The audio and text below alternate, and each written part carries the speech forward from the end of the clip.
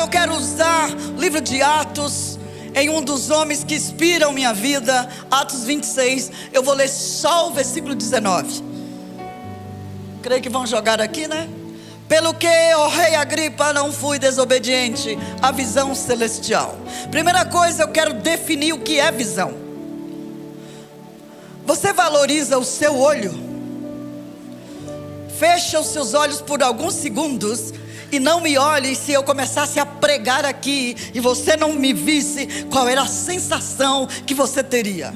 Se você fosse cego físico, qual seria a sensação de caminhar com um bastão atravessando uma rua? Qual seria a sensação de você não poder pegar um copo ou tocar numa garrafa sentada numa mesa de um restaurante? Qual seria a sensação que você teria se você em uma estrada não pudesse ver o ponto cego de um drive?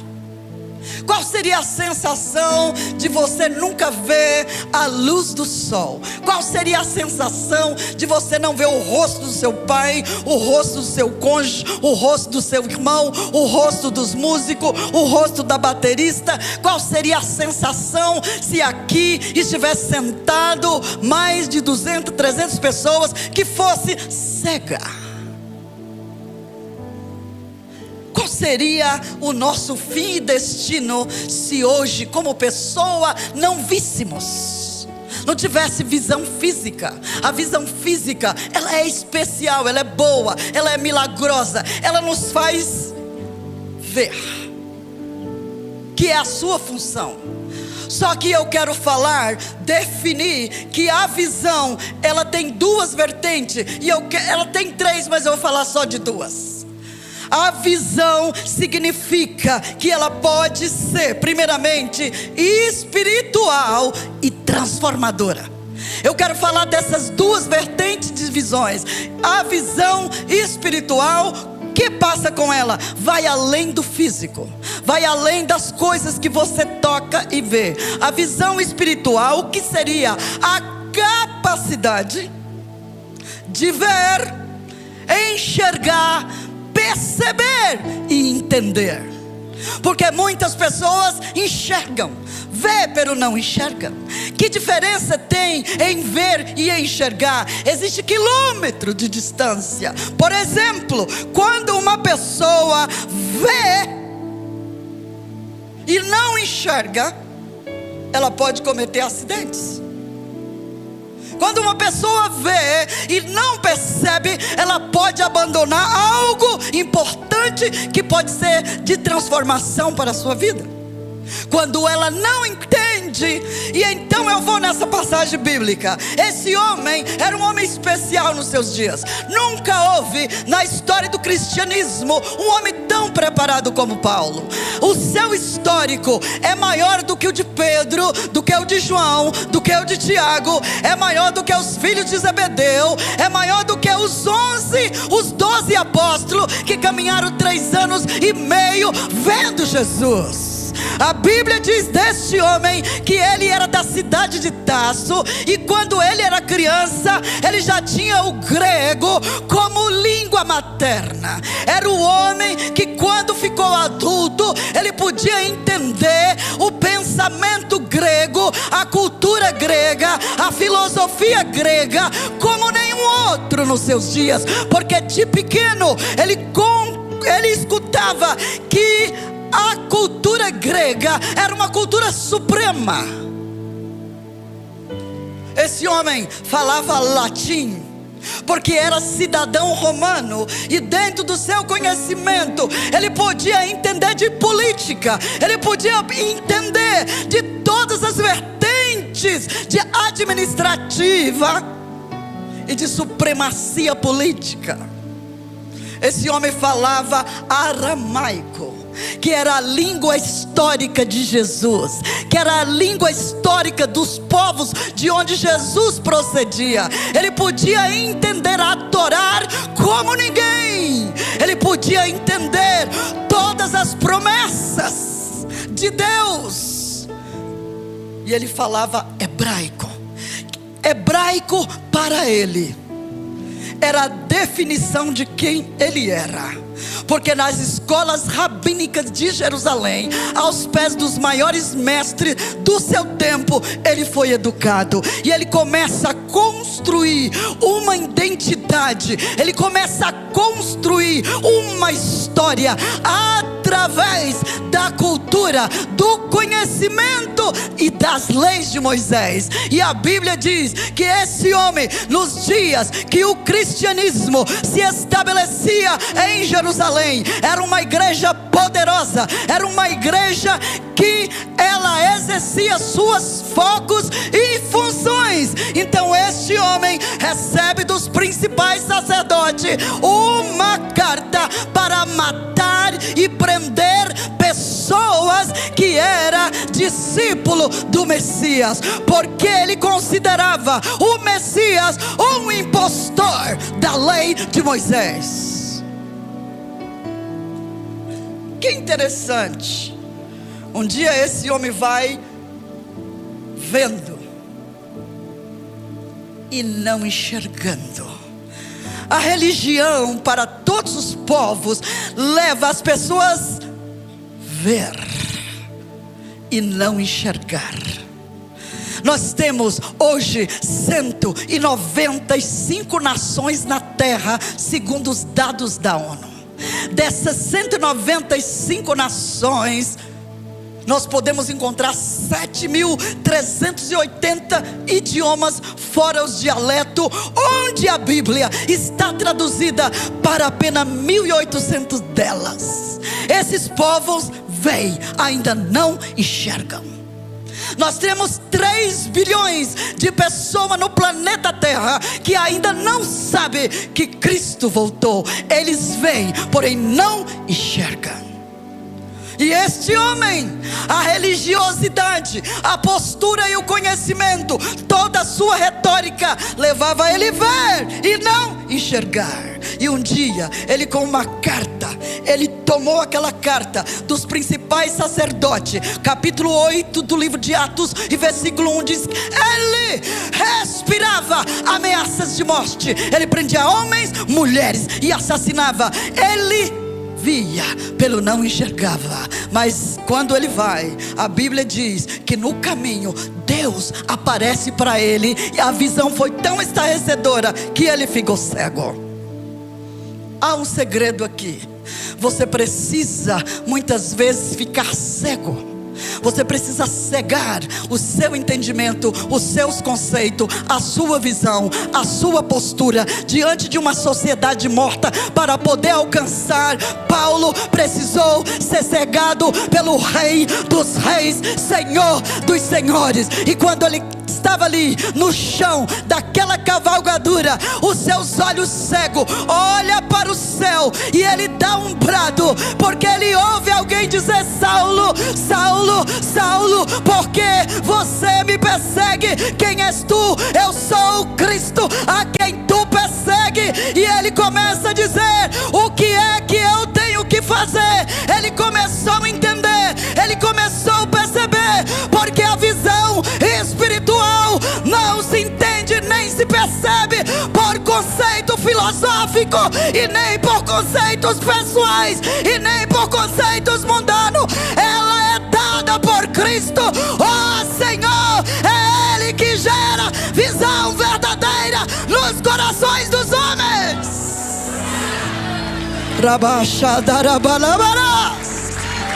É Ele.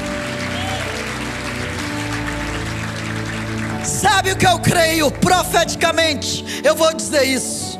Tem muita gente me assistindo do outro lado. Deus derrubará muitas visões que estão sendo estabelecidas no Evangelho do Brasil. Deus jogará por terra outras cavalgaduras, porque um dia Ele olhou para esta nação e disse: celeiro de missões para o mundo não é homem para que menta, nem filho do homem para que se arrependa. O Deus missionário se levantará no Brasil. Esse homem prega em Corinto, cidade mais prostituta da Grécia. Esse homem prega em Atenas, cidade mais idólatra dos seus dias. Esse homem prega em Éfeso, cidade mais cruel do Império Romano. Esse homem escreve 13 cartas, estabelece obreiros de escravo, a fina estirpe. Partindo de Antioquia, Atos capítulo 13, ele entendia, percebia, via e enxergava. O que você está vendo em sua geração? Sabe quantos anos eu tenho hoje, Melk?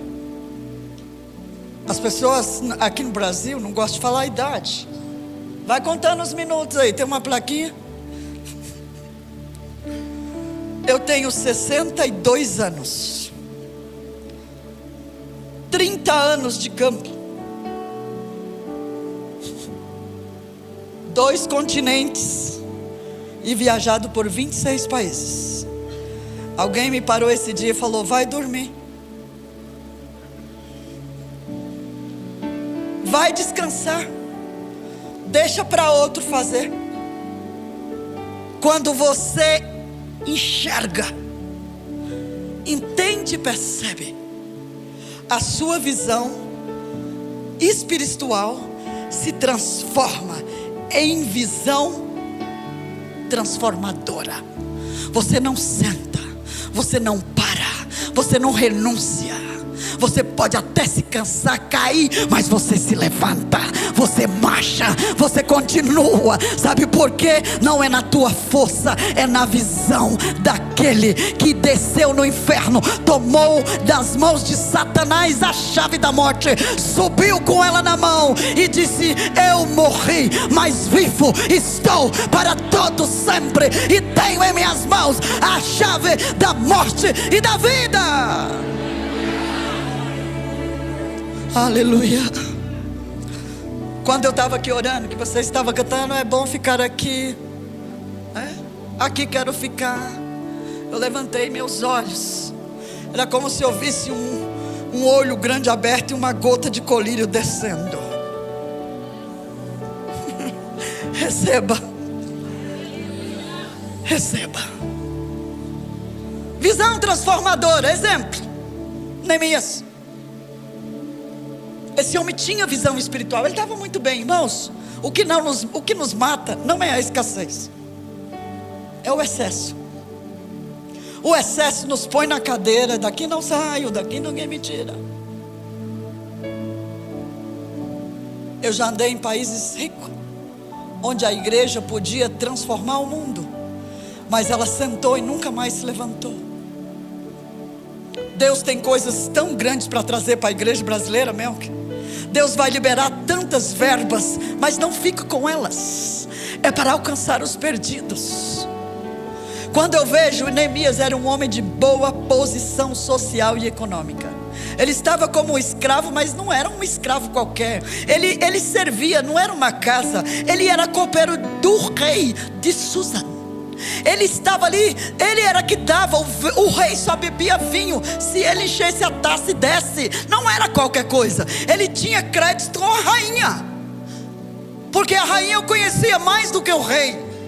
E um dia, esse homem sentado confortavelmente, servidor do rei, posição alta, chega alguém lá de Jerusalém. Aí ele diz, se atreve a perguntar: como estão meus irmãos? Aqueles que ficaram do cativeiro lá em Jerusalém, qual é a sua condição? A Anani vem, se põe diante dele e diz: o povo está em grande miséria. Anani via, porém não enxergava. Ele só trouxe uma informação e não fez nada por ela. A visão que vem de Deus, ela te leva a transformar contextos. a levar vida a pessoas, a perseverar no plano que Deus estabeleceu para a sua vida. Igreja amada, a visão de Deus para ti neste século é que você seja fiel a Ele, santo, servindo a tua palavra até o dia que a trombeta soar no ar. Você foi confiscado do inferno para o céu. O sangue de Jesus te confiscou, te trouxe, te transformou num discípulo, em um adorador. E o Senhor espere que o dia que Ele manda os anjos fazer a colheita aí na terra, você esteja pronto para que possamos continuar este culto lá em cima. Ele se levantou, chorou. Todo mundo chora em horas da vida. Lamentou. Falou: não, agora eu tenho visão. Eu vejo, entendo, enxergo e percebo.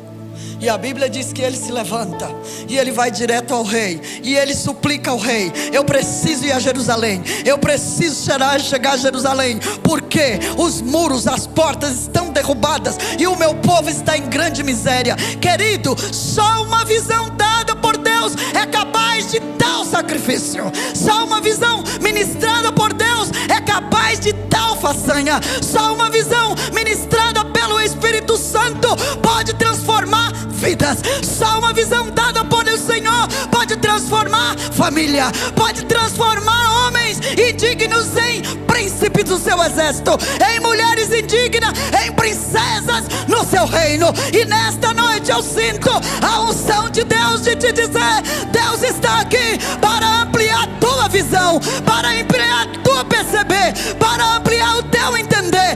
Deus precisa que a tua mente seja uma mente treinada, porque dias muito difíceis se abaterá sobre o mundo e sobre as nações da terra. Mas para aquele que teme ao Senhor, nascerá o sol da justiça, trazendo salvação debaixo dos seus ombros. Os irmãos acham que isso aqui é bênção. É bênção, pero Deus quer ampliar mais visão. Deus estava ampliando a visão de Neemias. Neemias, tu não é só copeiro, tu é restaurador de um mundo em ruínas. Igreja, tu não é só copeira, tu és transformadora do mundo em ruínas. Seymour me mandou um vídeo esses dias. Um menino que se transformou em um pastor. Não, um menino que se transformou em um adolescente. Um adolescente que se transformou em um jovem. Um jovem que se transformou em um homem com visão. Sabe quantas vezes eu tive a casa quebrada no Senegal? 8 vezes. Sabe quantas vezes eu mudei com a equipe? 8 vezes. Sabe quantas vezes eu andei com caixa de remédio na cabeça sem ter onde pôr, porque as pessoas me expulsavam? 8 vezes. E o Seymour ali. Sabe o que é que o Seymour estava do meu lado? Adquirindo visão. Adquirindo. Você quer ser como Mel? Serva. A visão é espiritual, transformadora e serva. Essa é a visão que transforma. Essa é a visão que muda. Essa é a visão que estabelece o reino. Quando eu leio Filipenses capítulo 2, eu penso na visão de Jesus sobre minha miserável pessoa.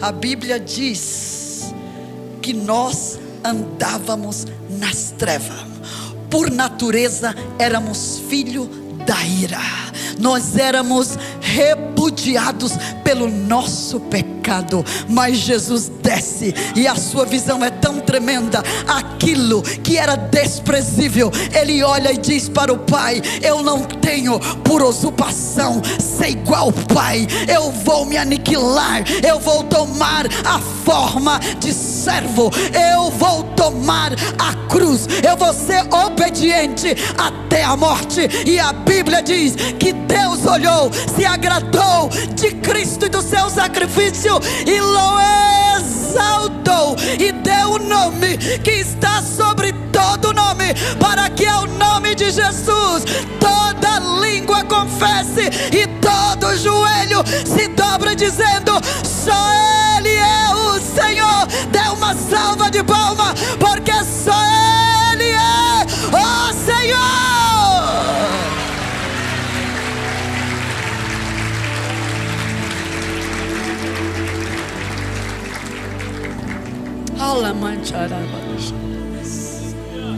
Eu sinto, meu Deus, pondo gotas.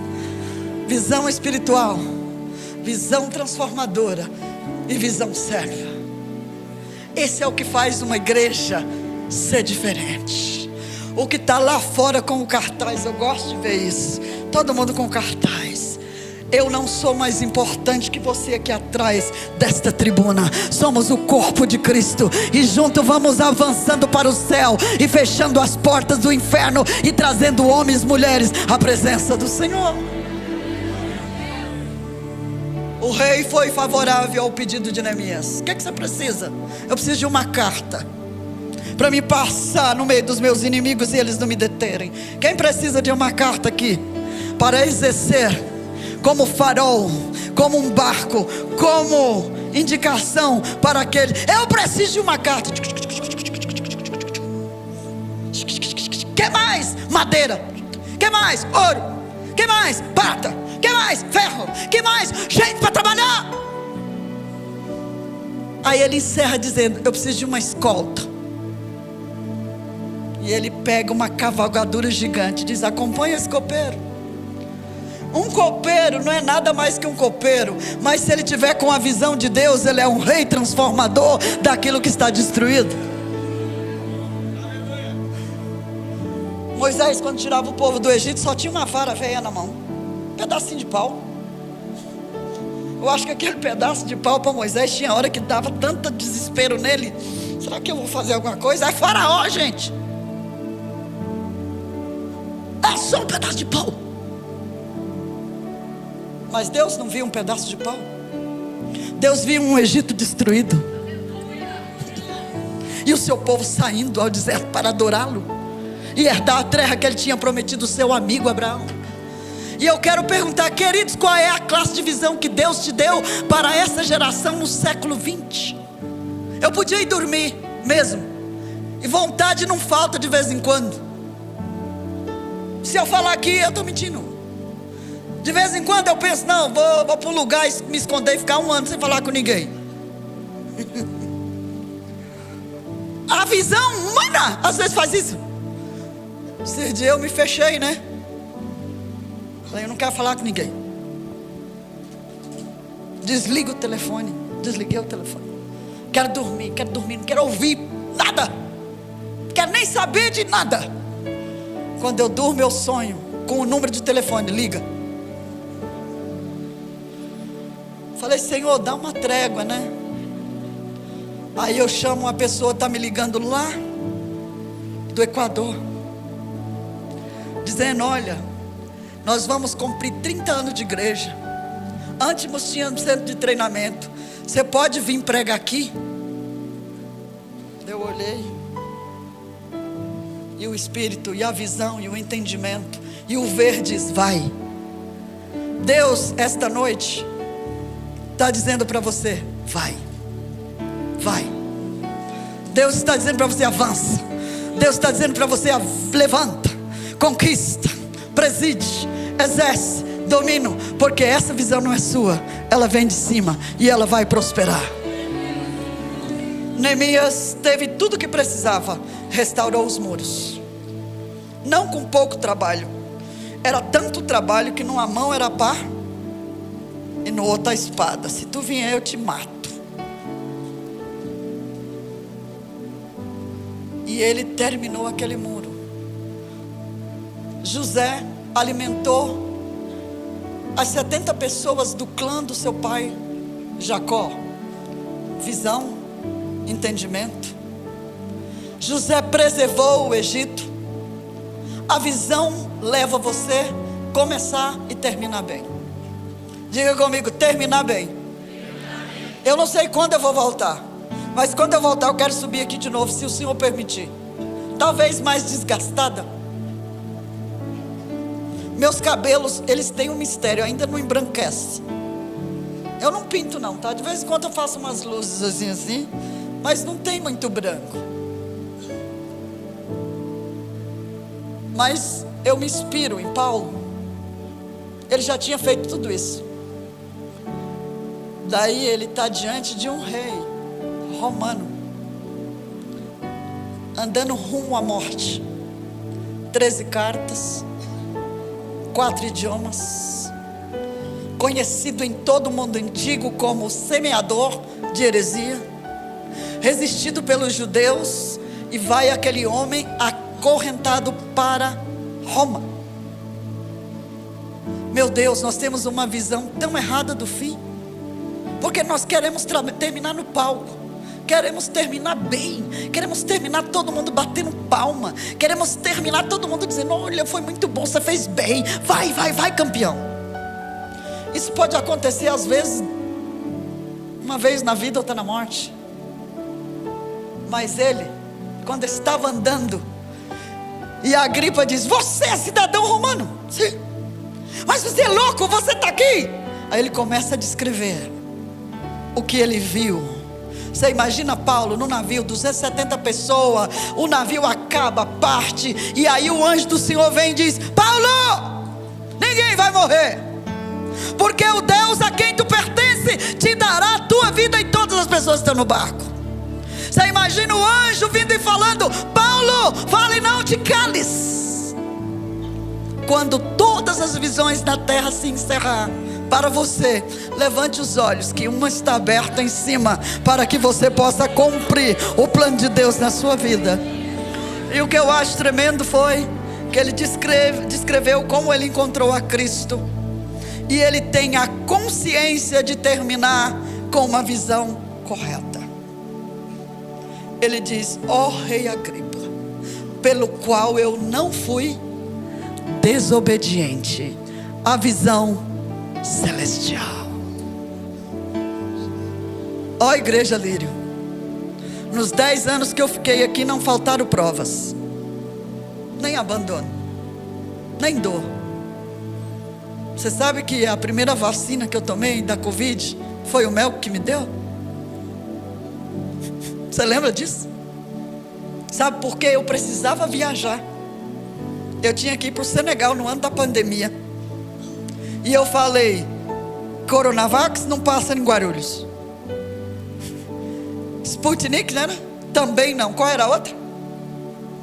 Já até esqueceu, né? Quando a coisa é ruim a gente esquece mesmo. Aí eu falei: eu só tomo se for a Janssen. Aí o pessoal: nunca, porque a Janssen é só, não sei lá, para elite. Quem tem visão, né? Às vezes é a mínima coisa que faz andar um continente. Às vezes é ver uma vírgula para conquistar a terra inteira. Amém? E aí ele me liga e fala: Soninha, eu lá em casa dizendo: meu Deus, eu tenho que viajar, eu não vou tomar essas outras, porque lá na Espanha não aceita. Quando eu fosse fazer escala tinha que ser a Janssen. Falei: Deus, eu preciso de uma Janssen. E esse homem aqui, não sei porque ele precisava de 4, tinha 5, não sei, tinha 4, precisava só de 3. Falei: Soninha, sobrou aqui uma Janssen, você quer? Falei: onde você está? Estou descendo para aí. Depois que eu tomei aquela vacina, tomei um avião, fui para o Senegal. Quando eu chego lá na Espanha, meu amigo, não ia passar mesmo. Eles me iam mandar do avião para trás, porque tinha uma comissão de homens vestidos como os da NASA, examinando todos os certificados de vacina. Mas eu mostrei a minha. Um monte de gente foi passá-la. Ele falou: você pode passar. É uma salva de palmas para o Rei bendito.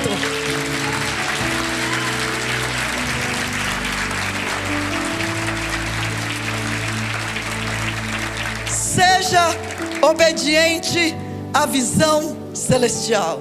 E tem um segredo: a visão que Deus nos dá tem lugar, foco e visão. Deus te trouxe para Lírio. Aqui é o corpo onde você está servindo. Seja fiel na sua visão. Não mova-se do seu lugar. E eu quero terminar dizendo algo. Quando eu estava no Senegal, no meu último ano de ministério, eu me ajoelhei com a Bíblia aberta, chorando muito, porque eu já sabia que eu vinha para o Brasil. Todo dia eu tentava negociar com Deus: Senhor, só 2 anos, tá, papá? Papito lindo, tu sabe que eu tenho as peles mais senegalesas que brasileira. Senhor, eu gosto mais de tchebudjem, arroz com peixe, dentro do bacião, do que o talher sentado.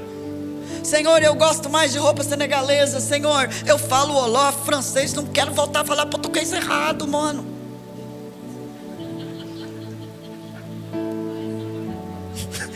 O pior coisa para mim é que quando eu voltei aqui não sabia contar o dinheiro, nem contar o troco.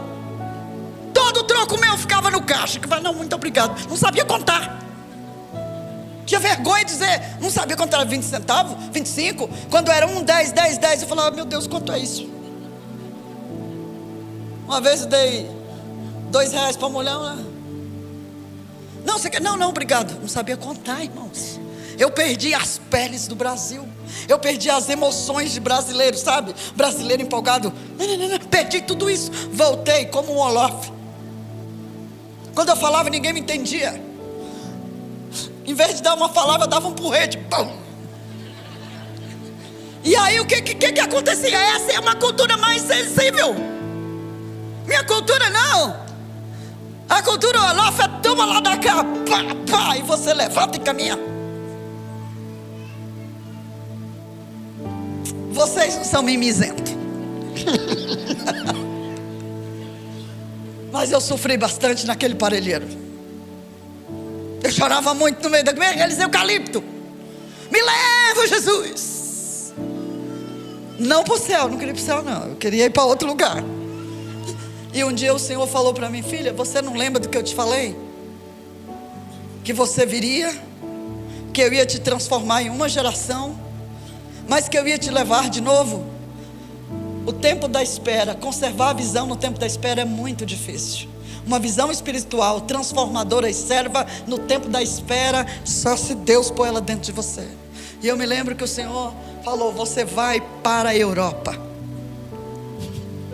Eu criei. E agora, irmãos, quando eu estive em Lanzarote, é uma ilha satânica. O símbolo da ilha é um demônio em cima de uma montanha. Sabe quantos vulcões tem em Lanzarote? 385. 3 estão em atividades. Você só entra por barco ou por mar, ou vai pelo canal do Gibraltar ou por avião. E alguém me perguntou: você está louca? Não tinha um lugar menos arriscado para ir? A visão de Deus, os riscos, Ele se responsabiliza por eles. Com 62 anos, estou indo abrir uma base no final da terra. Eu espero que o Melk me visite. Eu vou avisar quando os vulcões parar a atividade. Fica tranquilo. E que talvez nesta noite, alguém que não vai para o vulcão, mas que aqui mesmo em Parelheiros vai decidir exercer a sua visão espiritual, transformadora e de serviço, antes que Ele venha. Não espere para os confins da terra, comece hoje. Fica de pé.